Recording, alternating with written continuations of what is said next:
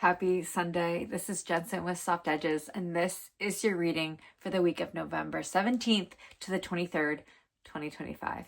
I have my ephemeral calendar here, and I'm just like looking at the transits. There are so many, there's too many for me to cover. I will say that this week is the Scorpio new moon. You're going to want to work with this new moon. I'm going to release a video either later today or tomorrow. And there'll be some contemplations in there, and just the card pull is all centered around what energy to expect and what is available for us to work with.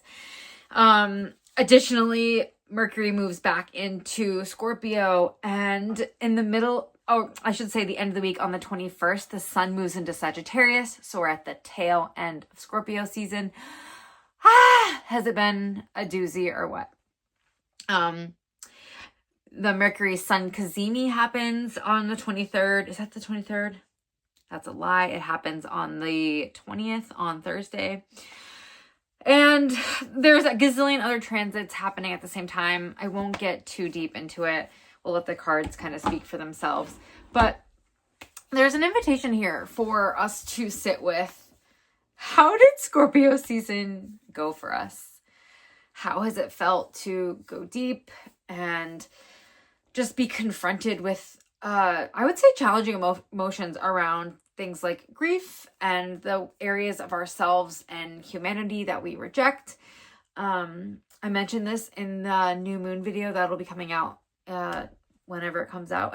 And in this, I had a lot of conversations this season with people who talked a lot about, I'm not coming back as human in my next life.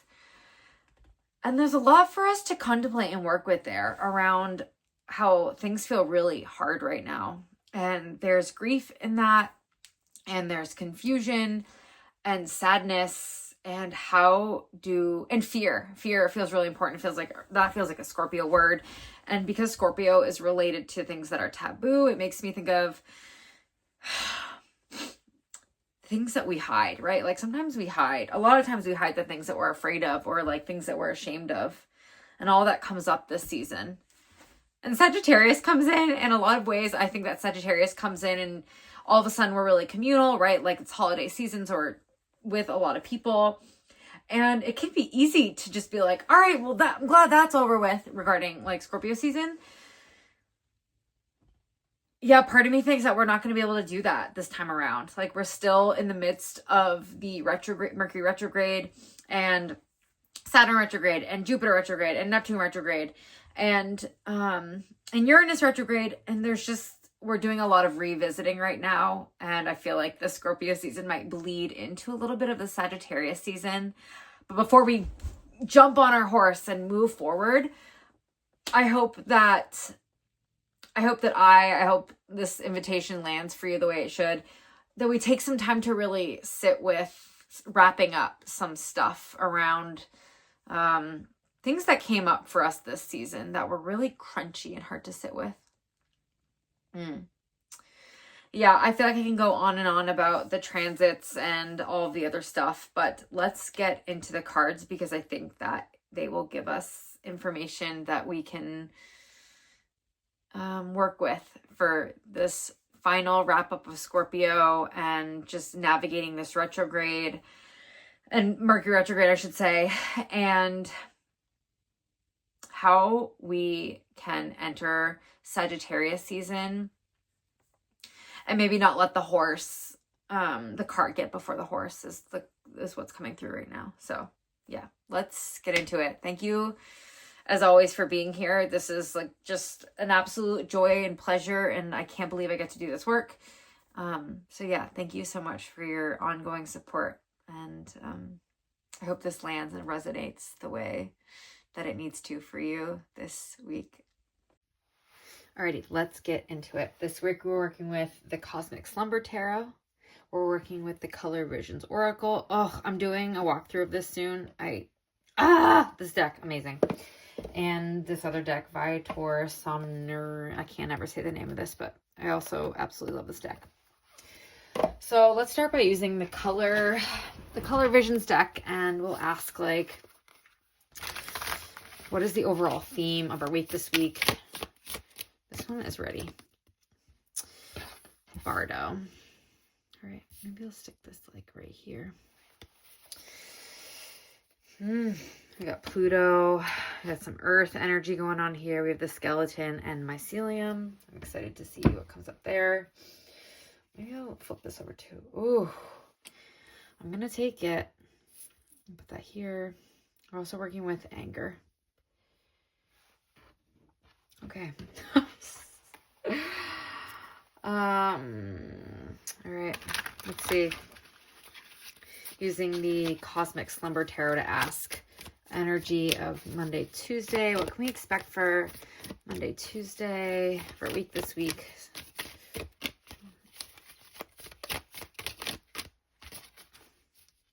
These want to flip. I'm going to take those two. Put those there. We got the Empress and the Three of Torches, Three of Wands. Next we have Wednesday, Thursday. Whoa. Wednesday, Thursday.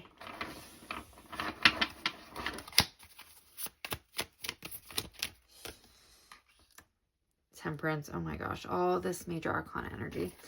And Friday, Saturday, Sunday. So the weekend. This one wants to come out. And we have the Seven of Wands. Ooh, with the anger. Okay. I see this. I see what's going on here. And then finally, I'm just going to ask,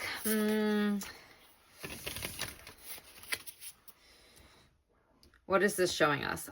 If I remember correctly, Bardo is like the liminal space, and anger, yeah, like what does this want to show us?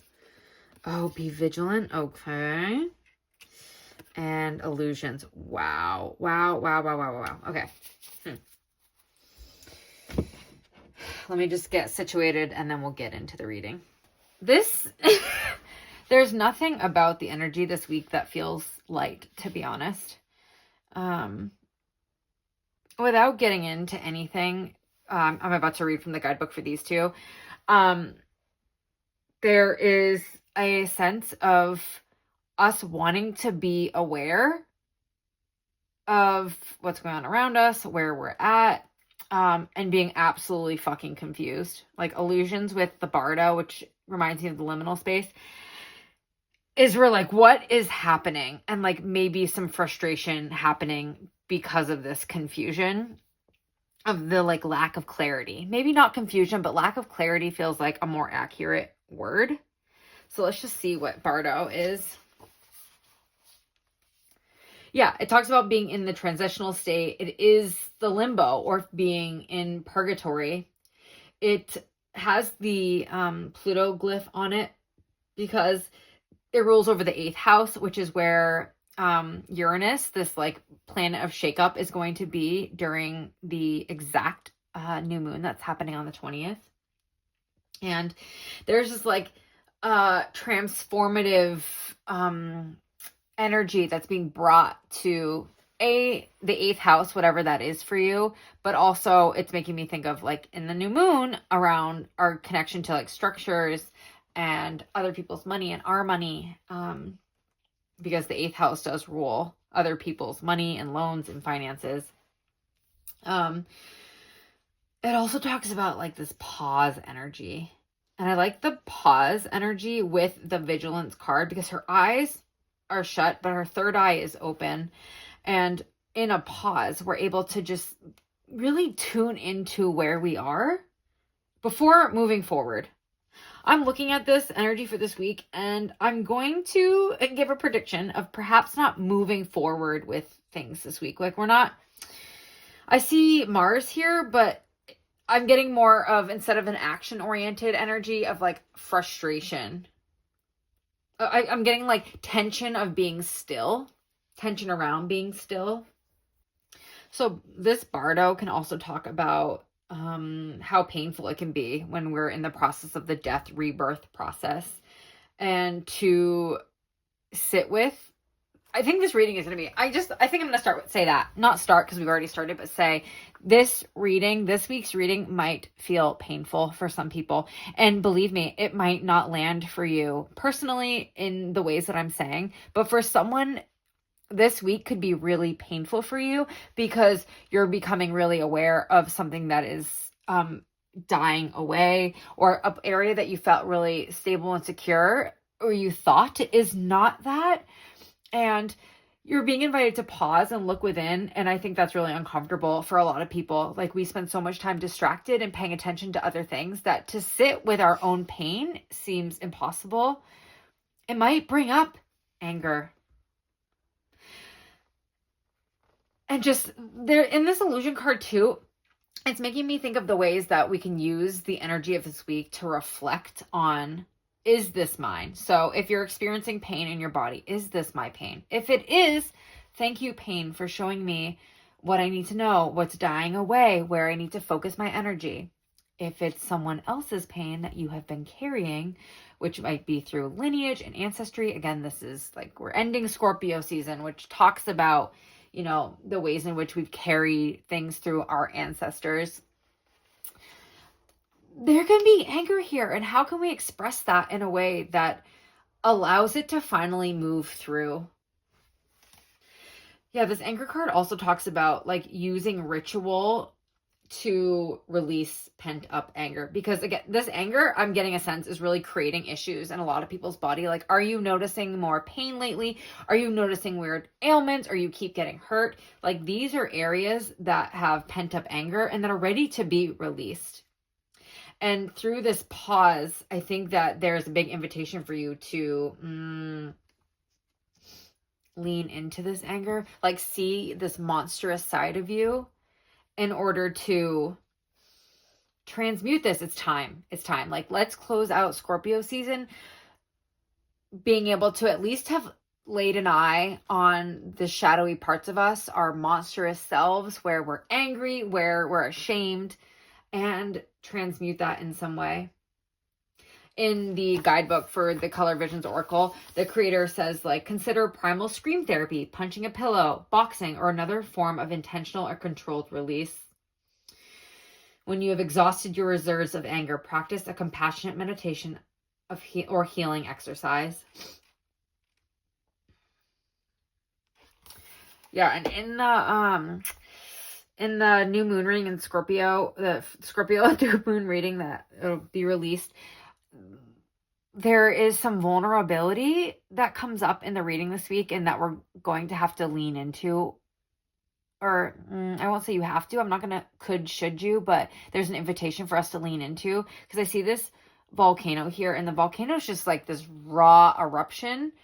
And how can you allow yourself that without harming anyone? Because there is potential for that if not used productively or in a, yeah. So here we have the energy of the week, and we're starting with Monday, Tuesday with the Empress and the Three of Torches. And there is so much watery energy in the beginning of the week. I'm just really being drawn to the ways in which, yeah, I'm just like seeing waves, and look how she's like surrounded by water. And the Empress is just like vulnerable, profound love. She is like the divine mother, and she is nurturing something. And with the Three of Torches, it's, where am I going next to help me nurture this part of my life? I'm hearing right now that this is actually, how do I nurture? How do I move forward in my own healing, in your own healing?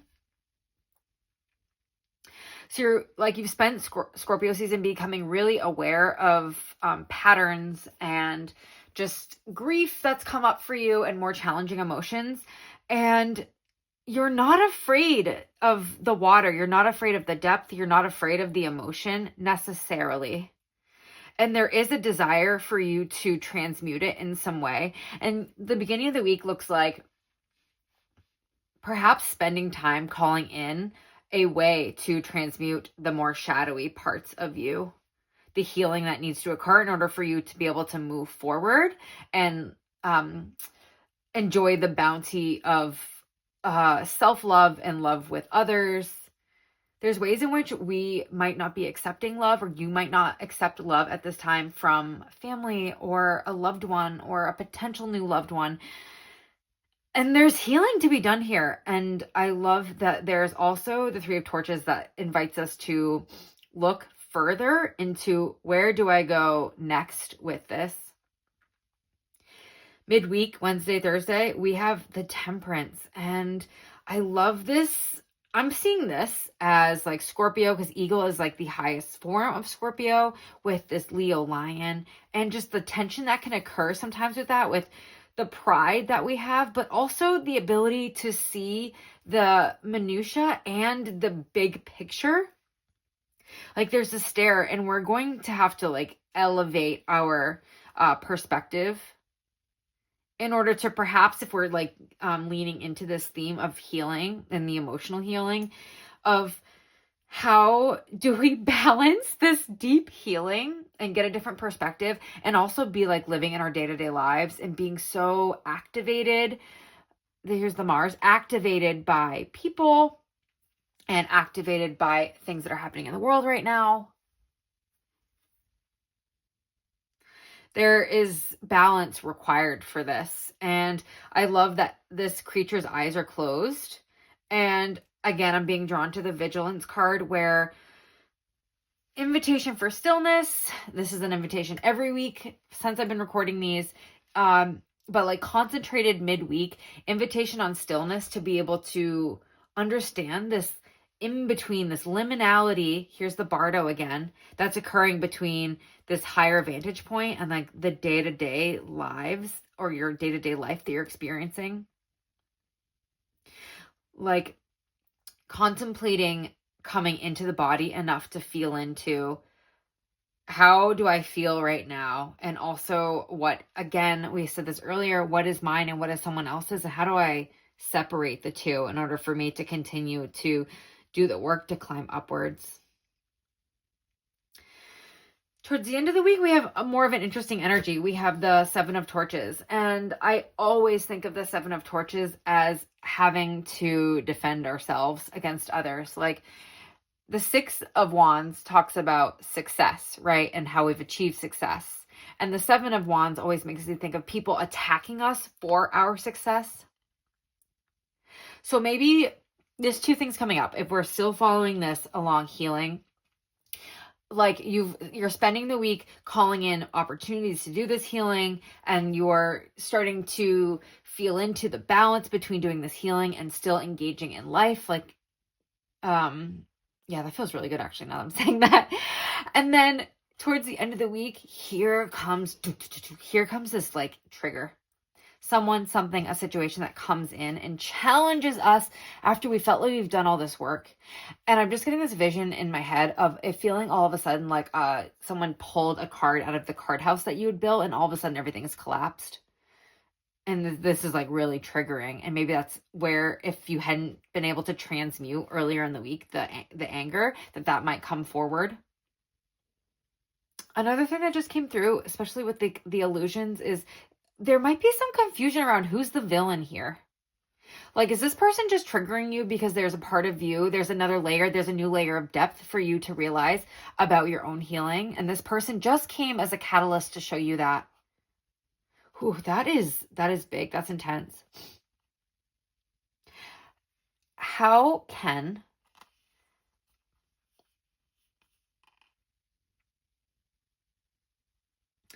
we do both? How can we take responsibility for the ways that we're triggered because of our own wounds, but also hold someone accountable for the ways that they may show up that are totally inappropriate?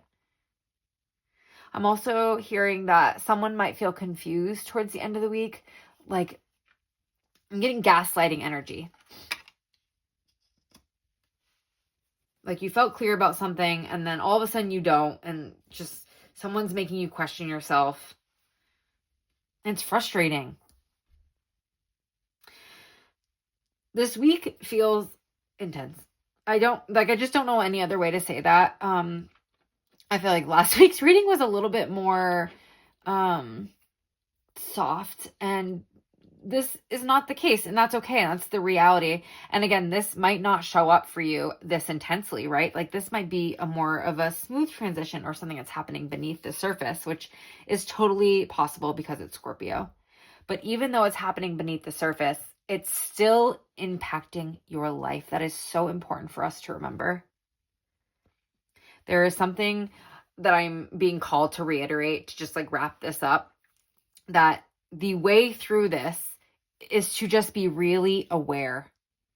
And it's an awareness that comes from a deep understanding of yourself, and it's awareness to being connected to your higher consciousness, to be able to see beneath the surface, to be able to see the truth of something, to be able to see clearly, except not, because clearly is not the word. I do not think that clarity is going to be part of our week this week, but to be able to at least have an understanding that you might not see things clearly, and that any anger and resentment and displacement you might experience is part of this falling apart, this decay that's happening again with the mycelium, and the way in which through decay other things are born.